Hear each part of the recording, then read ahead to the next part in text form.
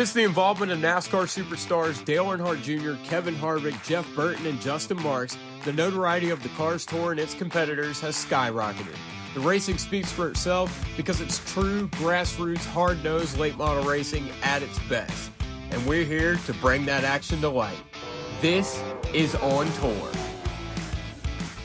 Welcome to On Tour. My name is Buddy Pulley, joined of course by my co-host Chase Folsom, or as we know him on this channel as Chuck. Covering Hampton Heat. Dale Jr. was racing, Connor Hall and Butterbean were going at it yet again. Tell us what Hampton Heat is, Chuck, for the uninitiated. Yeah, for the longest time, I was a part of the uninitiated, so I had to teach myself. Hampton Heat is a 200-lap late model stock car race at Langley Speedway, part of the Virginia Triple Crown, which also consists of the Thunder Road Harley-Davidson 200 at South Boston. That already happened. We dropped the ball. We should have covered it. Connor Hall won. Connor Hall won. That was my fault. Blame me, guys. And also consists of the Valley Star Credit Union 300 at Martinsville this fall. Most people know what that is, but are usually unfamiliar with the other two races. So Hampton Heat started back in 2008. This was the 16th edition of the race, as there was not one in 2016. The track was closed for a short little bit there. There was only one three-time winner of the race. That changed Saturday night, which we will get into here in a little bit. But they use the old tires that the Cars Tour used to, because it's a NASCAR regional event. Okay. So a lot of tire wear. Played right in the wheelhouse of Dale Jr. He had a good showing.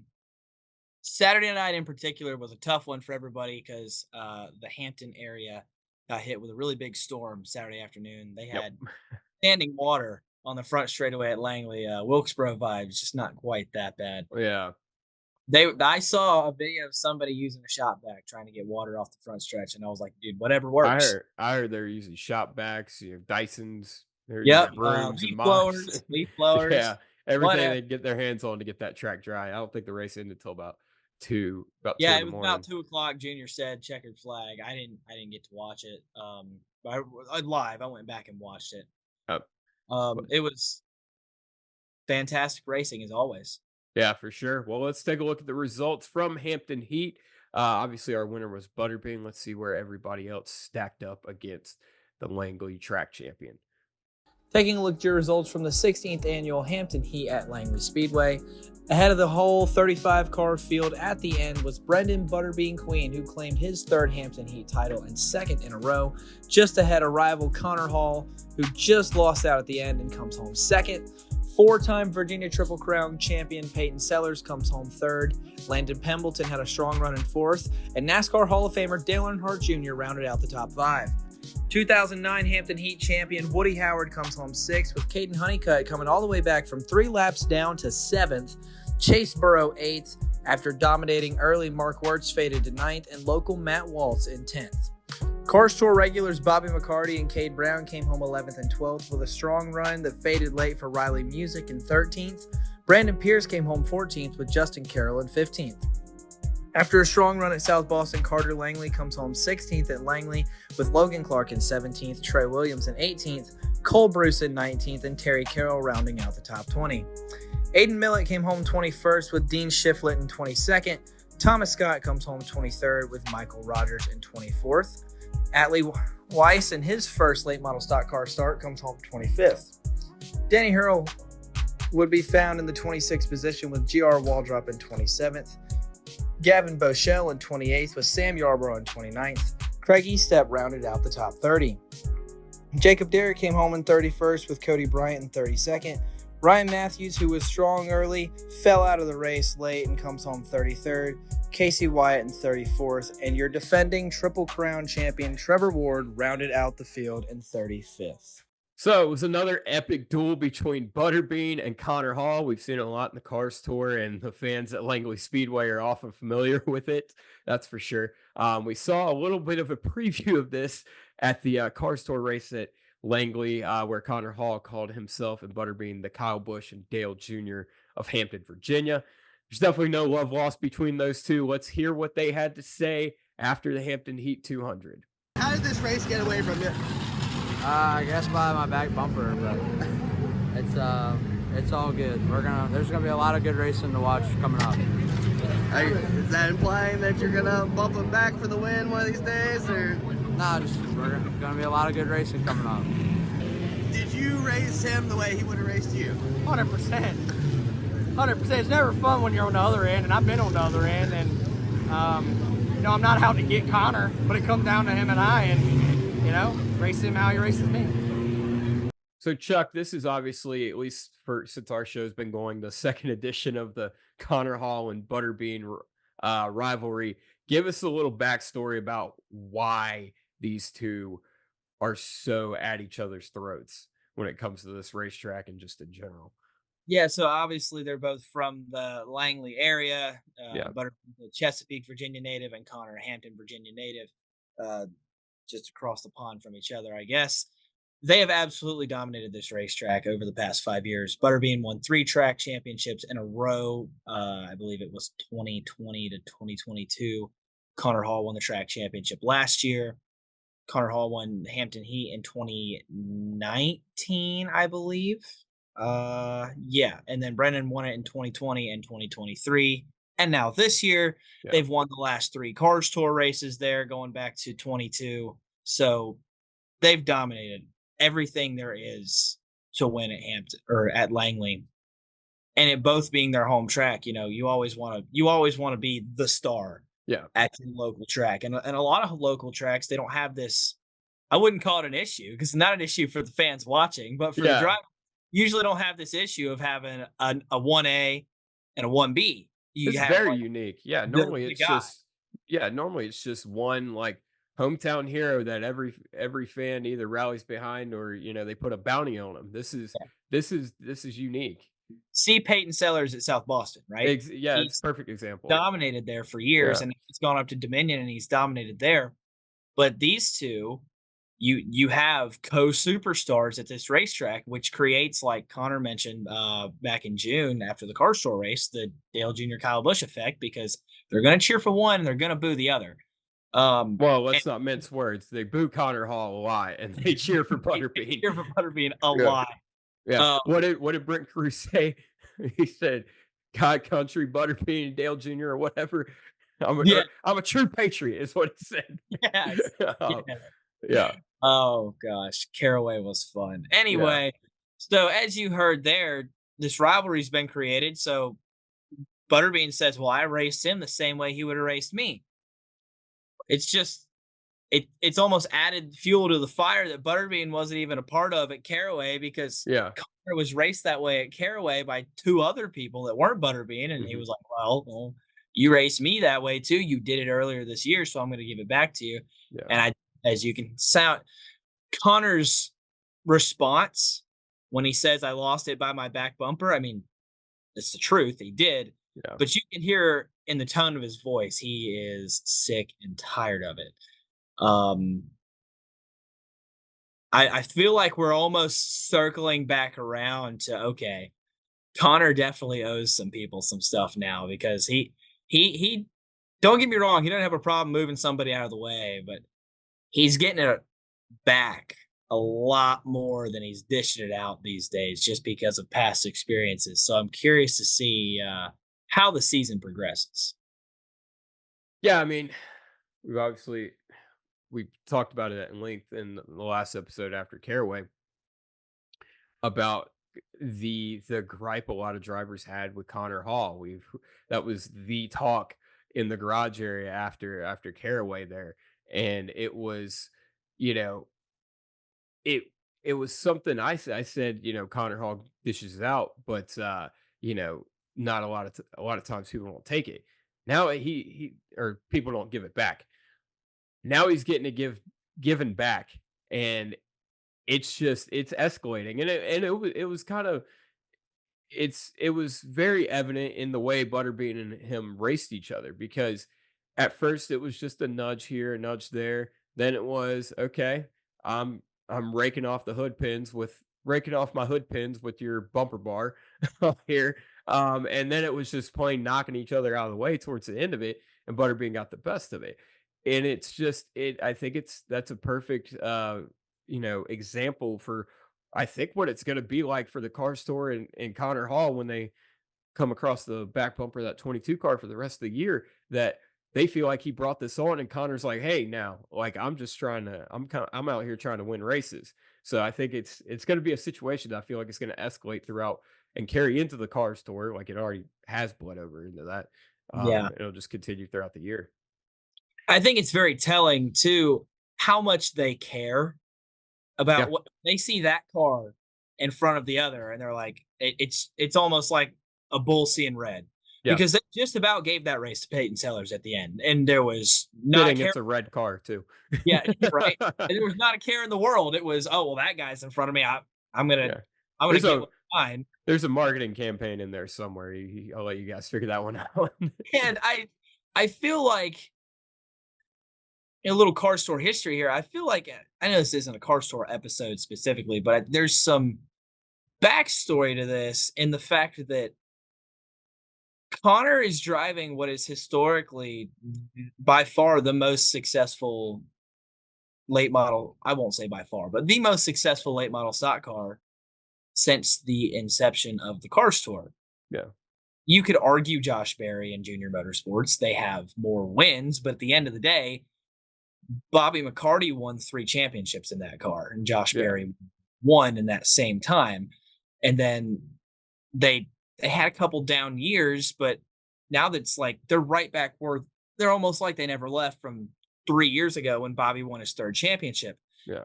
Bobby was the same way. When he drove that car, he was the guy that didn't care, and he would move somebody out of the way, and that's why the McCarty-Josh Berry rivalry got so good because Josh got tired of it. Now it's like the story has been renewed with these two. You got And the fan favorite guy that's gotten tired of yeah, and it. I wonder if it's a culture thing over there at Nelson, because I mean, and obviously there's some, you guys could do a deeper dive into this, but there's definitely no love lost between him and Landon Huffman, between that team and Landon Huffman, and they didn't exactly end on entirely cordial terms. And it kind of, it's making a lot more sense when you bring that up, that Bobby kind of raced the same way that Connor races now. And Landon Huffman's not that guy. Landon Huffman's typically a pretty clean racer, and it could have just been a clash of cultures in the way they like to race. So that's interesting. That's just something I wanted to bring up there. That's interesting. And I'm glad you did because a lot of times, especially with that car, the standard is win. If you're not winning, Yeah. why are you in this car? Yeah. Because that Bobby's last year in that car, they didn't win. And they went their separate ways. He was frustrated with the fact that they weren't winning. It's I don't know. That's a very interesting point that you added there, and I don't want to speculate anything about their culture Yeah, because of course. Yeah. at the end of the day, they're winning races, Exactly. and that's what everybody's out there to do. Clearly it's working. He's probably the favorite to win the Triple Crown. He's probably still the favorite to win the Car Store Championship. They just can't get in their own way. Yeah. That's the line we're at. Is we're starting to see this in these past 2 races. Okay, are they going to end up being in their own way based on how history is going to roar its ugly head? Connor's the matador, man. And these are a bunch of bulls seeing red and going after him. Right now, it seems that way. Yeah. But Yeah. Let's talk about Butterbean. Obviously, like you said, 3-time track champion. This is 3rd Hampton Heat win. He's only the 2nd driver to ever win 3 Hampton Heats. Inform us, who's the other one, and how big is this win for Butterbean? that would be C.E. Falk the third. Okay. Yeah. If So you guys don't know, he's the guy Kyle Larson crashed out of the on the backstretch at Daytona when they ran the battle at the beach. yep, he won yeah. in 2010, 11, and 14. So, Okay. and actually, Butterbean's car owner Lee Pulliam won in 2015. I have a list in front of me. I had them all memorized, but I had to pull it up, double check. All right. I don't want to I don't want to give misinformation after I said that this was like the 20-something Hampton Heat before checking, and it was like a month ago because I'm an idiot. Why'd But you go and say that? I was about to call you the Rain Man. Yeah. Anyway, how much this what is it's this? huge Yeah. for Butterbean because he had this reputation for being so good on the old tire wear tracks, and then the car store went to this different tire, and it's almost flipped where he's performing on the oh, I guess the correct terminology would be the freshly paved racetracks, the new asphalt racetracks. Yeah. That's where he's been so dominant this year. His driving style has completely changed in the car E- store. Exactly. He's And had then to attack more on the right. front end of races. And he got back on this tire and they did it again. So Yeah. obviously he hasn't lost the ability to do so. And I think it's a really good prove it moment for him, especially for a guy that's trying to prove to Toyota, hey, I think I've said this before. Hey, I'm the guy that you want on a developmental deal. Yeah. Obviously, he's got another truck race coming up at the end of the year at Kansas. That's why he won't be at Martinsville. But it's big for him. It's big for that team to get back forward momentum because they obviously wrecked at Caraway. They weren't fast at South Boston for the other Triple Crown race. So now they've got their swagger back. Yeah. And they're going to need it because we're going to a place that he hasn't historically been the greatest at in Hickory, and a place where that 22 car has been pretty good at in the past.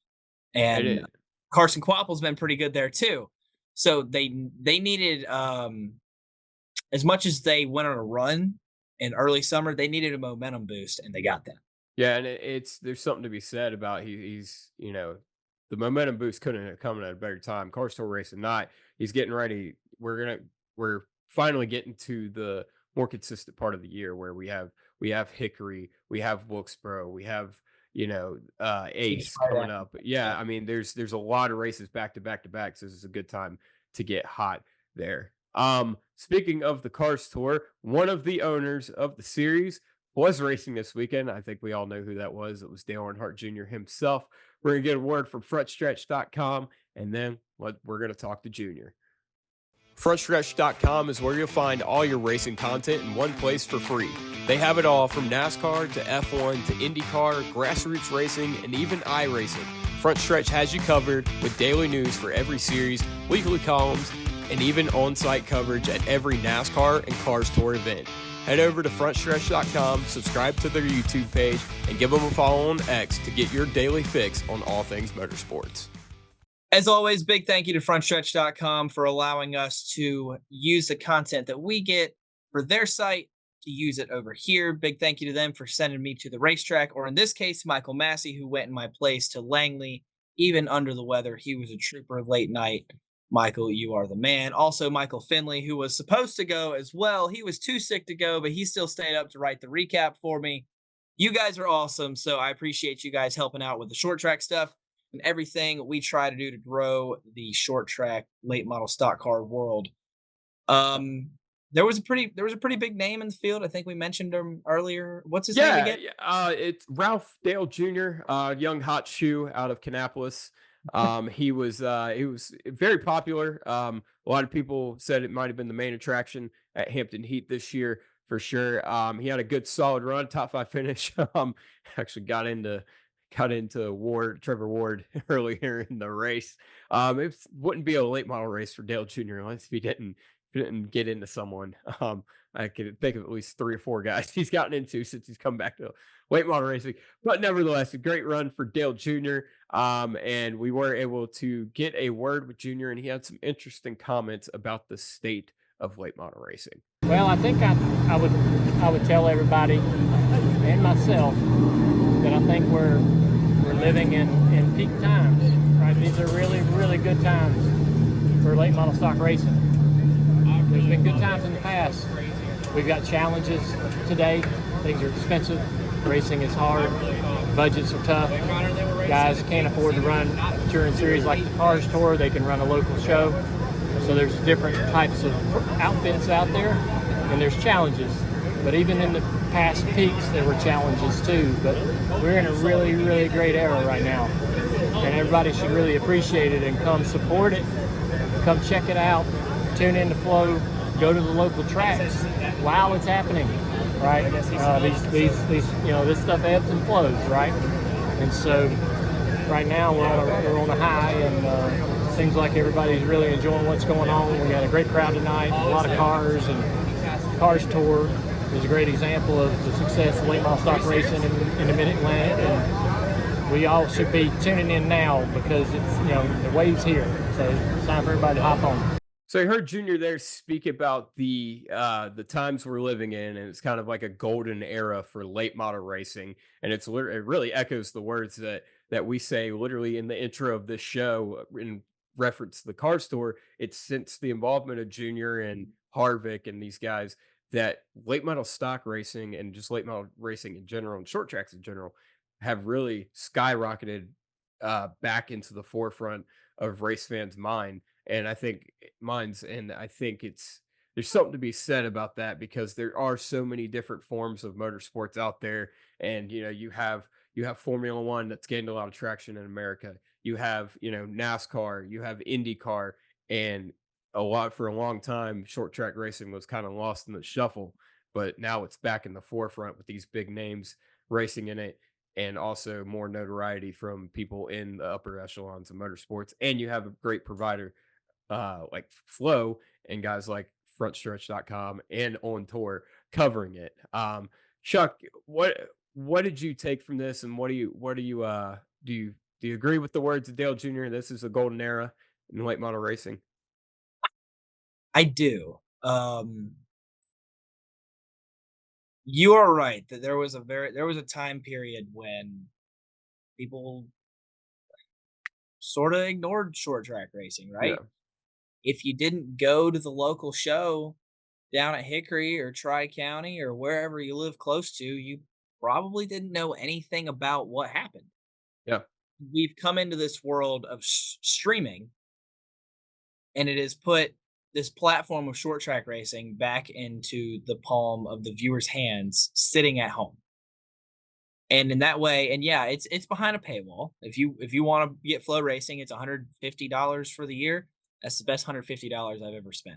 hundred Because percent. you get so much. It's not just the Cars Tour, it's ARCA regional stuff, it's the Whelen Modified Tour, it's the Smart Tour Modifieds, it's local shows at Hickory, it's like local show, like weekly shows at Berlin, weekly shows at all these amazing racetracks, Thunder Road.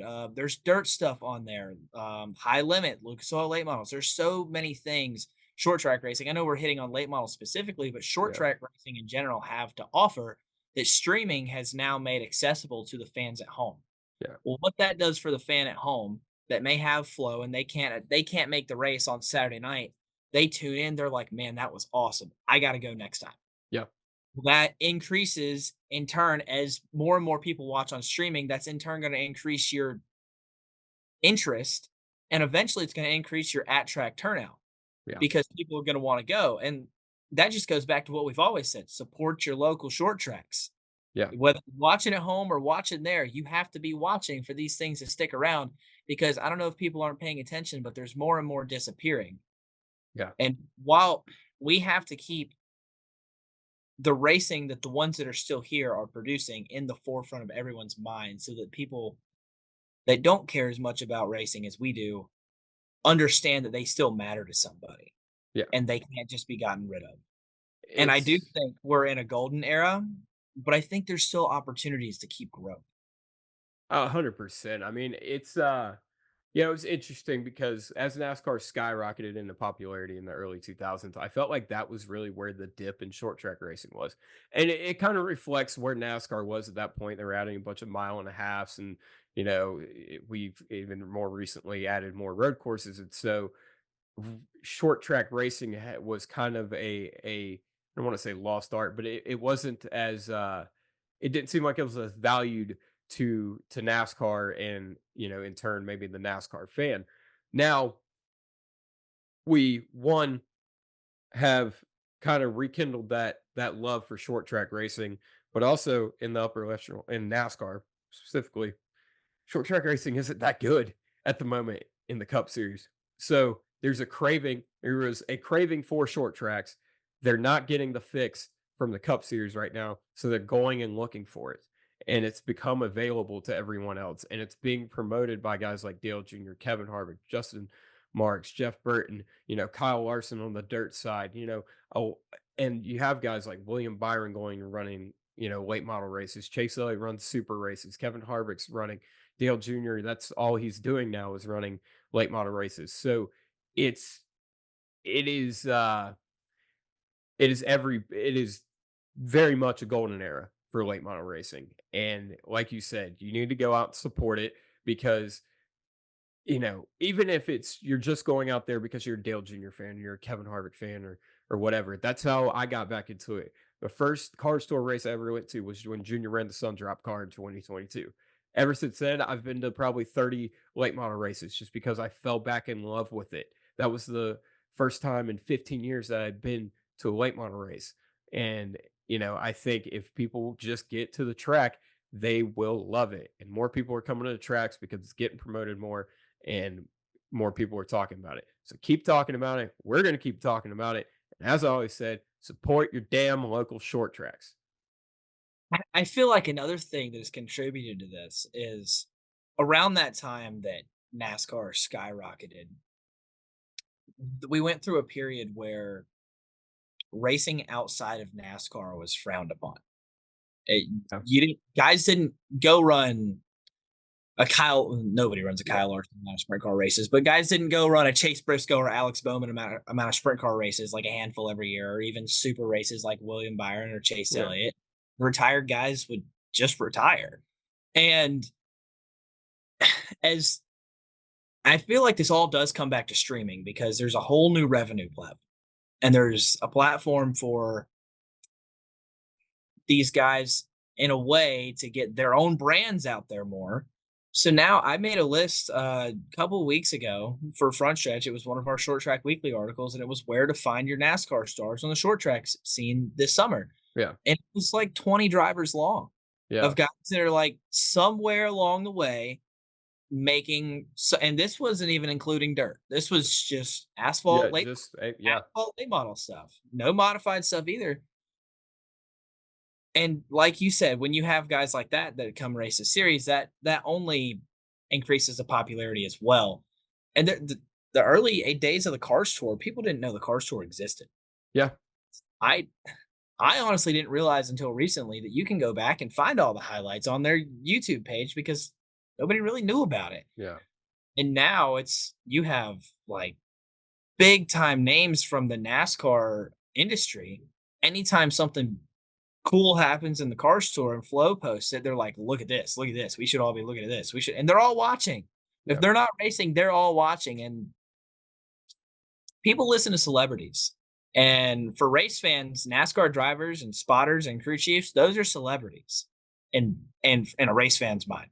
Yeah. So when you see those people say you should be watching this, well, they're gonna watch it. Yeah. And that's why Absolutely. we're in the era we're in right now. I feel like honestly, off the top of my head, I can't pinpoint a way for it to get any better because it feels so perfect right now, right? Mhm. But if anything, to maintain this status of how great late model racing is right now would be getting better rather than the ebb and flow of up and down. If we can maintain this, that's an upgrade. Yeah. So I feel like in a way, there is room for improvement. It's fine-tune adjustments, but I mean, we have the best people in the industry working on it right now. Yeah. For a long time, short track racing was just treading water. And now that we have forward momentum and we need to keep that for sure. Yeah, I mean, just to kind of close that out, I mean, that's the exact reason why you see guys like Butterbean and Caden Honeycutt and Carson Quapple getting these opportunities. It's because people are talking about short track racing, and that's something that was lost for a really long time. But yeah, other than that, I mean, I mean, enjoy what we're living in right now because I genuinely think that if this trend keeps going, I think it's already surpassed it a little bit, ARCA, but I think the car store could even rival the truck series as far as popularity and prestige in the stock car racing world. So Keep supporting your local short tracks.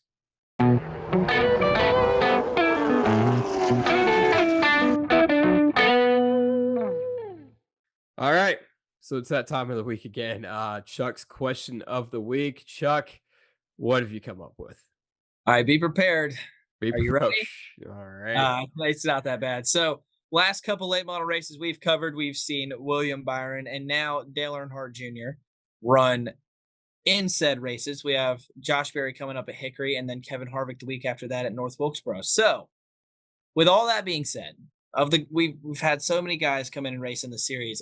Shane Van Gisbergen. Okay, I was gonna say out of the Cup drivers No, in NASCAR right now, I'm not who playing would by you those like to rules. see I'm not playing by run a those car sport rules. race? I know what you're gonna ask. Who do you want me in there? I'm not playing by the rules of just Cup. I want to see Shane Van Gisbergen run a late. I want to see him run multiple late model races. I agree with that. That's not actually the answer I'm going to give, though. Elaborate first. Elaborate. Make He's you one do of the he's one of the greatest race car drivers in the world. I rest my case. That's a pretty good reasoning. Yeah. Dare I say the greatest race car driver in the world, alongside another guy we saw in the Cars Tour last year, Kyle Larson. Okay, that's pretty Justin good take. Marks, listen, if you're listening to this show, which I 100% believe you are, put Shane Van Gisbergen in a Cars Tour race. Please, we're pleading with you. We have thousands of New Zealand and Australian viewers on this channel. They will all agree with me when I say we want to see Shane Van Gisbergen in a late model stock running with the greatest short track racers in America. That's a pretty good answer. I'm going to give what I think is almost equally as good of an answer. I'm going to say Denny Hamlin. I'm shocked he has not. He's got a lot of short track, late model stock car background and roots. And you either love Denny or you hate Denny. But what you can't deny is everybody has an opinion on Denny, and he gets a lot of engagement. And with his podcast and everything Denny does, he's very outspoken and he has a huge platform to voice his opinion. I already know exactly. He needs to. Kevin Harvick, that 62 car runs under any manufacturer he damn well pleases. Kevin Harvick, I almost know you definitely watch this show 100%. Put Denny Hamlin in a car store race. No. It doesn't even have to be a car store race, because the race I'm thinking of, put Denny Hamlin in the Thanksgiving Classic at Southern National. Oh, he cut his teeth on the high banks of Southern National. One of my first late model races was I saw Denny Hamlin win the Thanksgiving Classic in 2007 at Southern National Motorsports Park. Kevin Harvick, this is your call. Justin Marks, this is your call. Put Shane Van Gisbergen in a Cars Tour race, and Kevin Harvick, you put Denny Hamlin in the Thanksgiving Classic in the 62 car. If it's not going to be the Classic, I'd say put him in the 300 at Martinsville. Or that too, yeah. Like, I think, because I think Denny could do so much to promote the series just by running a race and talking about it, because everybody's going to know. And that's the thing. It doesn't even have to. Look at this. And I would think they would want to put him in a Cars Tour race, but it doesn't even have to be a Cars Tour race. It can be any late model stock event, and it'll raise a stock, no pun intended, of all of short track racing for sure. Chuck, one more thing before we close out the show. It was a topic of conversation between you and I. We placed a bet on it. Was Dale Jr. going to run the Hickory Throwback, or was he going to run Hampton Heat? I said Hickory Throwback. You said Hampton Heat. We put a cookout tray on the line. Obviously, Dale Jr. raced this weekend. You won the bet. What is your cookout tray? All right. I am as basic redneck as they come, buddy.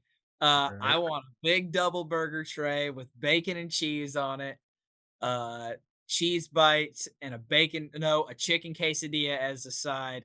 I haven't been on the sodas, but I'll take a Cheerwine float. You want a Cheerwine float? Okay. I was going to ask, you want Cheerwine or a milkshake, and you went with okay.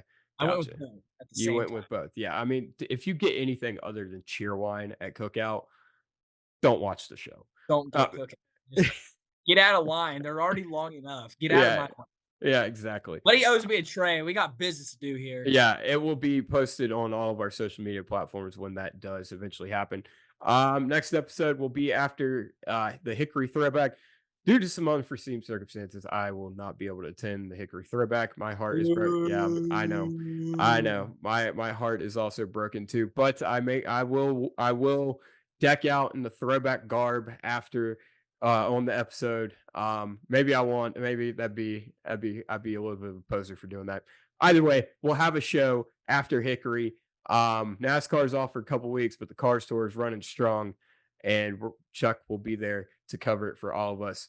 But other than that, thank you guys so much for watching. Please, please, please subscribe. We're trying to get the Big Motor Small Blade YouTube channel to 1,000 subscribers. As we sit, we are at 780. That's not too far off. Help us out and subscribe to that. Share the show, and always support your local short tracks.